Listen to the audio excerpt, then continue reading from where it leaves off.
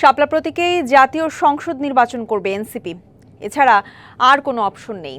যে নির্বাচন কমিশন একটি দলকে প্রতীক দিতে পারে না, তারা জনগণের কাছে নির্বাচন নিয়ে আস্থা হারাবে। দুপুরে জাতীয় নাগরিক পার্টি নাটোর জেলা সমন্বয় সভায় উত্তরাঞ্চলের মুখ্য সংগঠক সার্জিস আলম এসব কথা বলেন।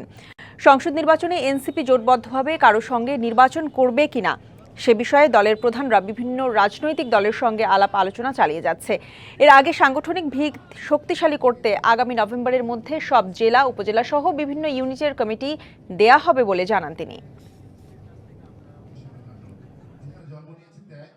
একদম স্পষ্ট লাইন, যেহেতু আমাদের শাপলা প্রতীক পেতে আইনগত কোনো বাধা নেই, তাই এনসিপি আগামী নির্বাচনে শাপলা প্রতীকেই অংশগ্রহণ করবে।